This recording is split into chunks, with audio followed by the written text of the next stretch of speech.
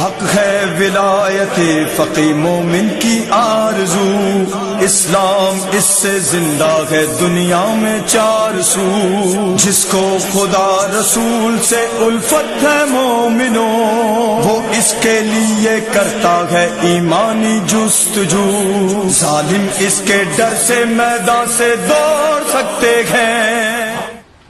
لہذا وہ روایت جو نبی اکرم کے خواص کے بارے میں آپ کی خدمت میں عرض کرنا چاہتا ہوں، فرماتے ہیں کہ لا تصلح عوام امتی الا بخواصها، میری امت کی عوام کی اصلاح نہیں ہو سکتی مگر خواص کی اصلاح کے ساتھ۔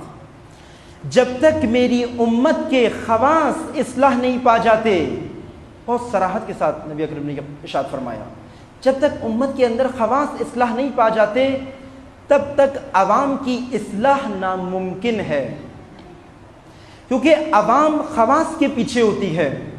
خواص کہتے ہیں کسی بھی معاشرے کا وہ طبقہ جو اپنی کچھ غیر معمولی صلاحیتوں کی وجہ سے عوام الناس کے اندر برجستہ ہوتا ہے۔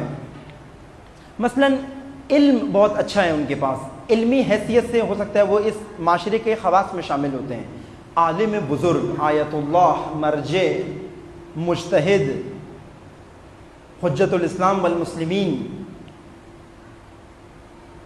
یا حتیٰ ڈاکٹرز علمی تھے۔ آگے عرض کیا ہے، کسی نے پوچھا کہ پھر یا رسول اللہ یہ خواص کون ہوتے ہیں، خواص کیا ہوتے ہیں، ہم کیسے پہچانیں؟ رسول اللہ نے کہا تمہارے معاشروں کے اندر یہ چار طبقے تمہارے خواص ہیں۔ خواص کا لفظ استعمال کیا جبکہ قرآن کے اندر مختلف اصطلاحات آئی ہیں خواص کے بارے میں۔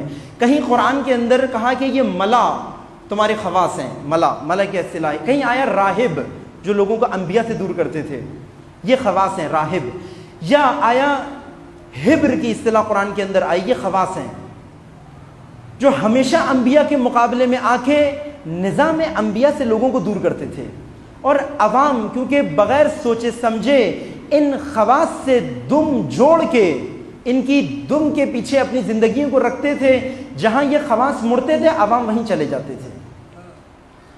نبی اکرم نے فرمایا تمام فساد کی جڑ یہ خواص ہیں۔ اگر معاشرہ مفسد ہے، اور آگے فرمایا کہ اگر کوئی معاشرہ صالح ہے، اگر کوئی معاشرہ بہترین ہے، اگر کوئی معاشرہ ہدایت یافتہ ہے، اس کی وجہ بھی یہی خواص ہے، یعنی خواص خیر، اور اگر مفسد ہے یعنی خواص فاسد و فاسق و فاجر۔ پوچھا کہ یہ خواص کون ہوتے ہیں؟ فرمایا یہ چار طبقے خواص ہیں۔ پہلا طبقہ الملوک، تمہارے حکمران خواص میں سے ہیں۔ الناس علی دین ملوکہم، عوام اپنے حکمرانوں کے دین پہ ہوتے ہیں۔ اگر حکمران بادشاہت دیں، بحرین میں بادشاہت قبول کر لیتے ہیں۔ اگر حکمران آل سعودی خباثت دیں، آل سعود کی حکومت میں یہ آل سعودی خباثت بادشاہت کی شکل میں قبول کر لیتے ہیں۔ اگر کسی خطے کے اندر عوام کسی آمر کے چنگل کے اندر ہوں، آہستہ آہستہ یہ عوام آمریت کو حکومتی نظام قبول کر لیتے ہیں۔ الناس علی دین ملوکہم، ان کا دین بھی اپنے حکمرانوں والا دین ہوتا چلا جاتا ہے، آہستہ آہستہ خوگر ہو جاتے ہیں اسی دین کے۔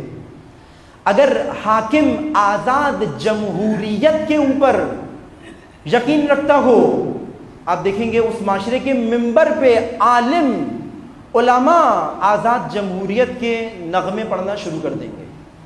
60 سال آزاد جمہوریت میں زندگی گزارنے کا پھل یہ نکلے گا۔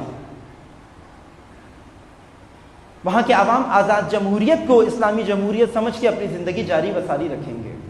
لہذا فرمایا الملوک، پہلا طبقہ یہ حکمران ہے، اگر یہ فاسد ہوئے تو عوام فاسد ہو جائیں گے۔ اگر ان کا رخ شیطان کی جانب ہوا، عوام کا رخ شیطان کی جانب ہو جائے گا۔ ہر ہاتھ پہ نزلہ، لہر کو اور میدان کو ہم نہ چھوڑ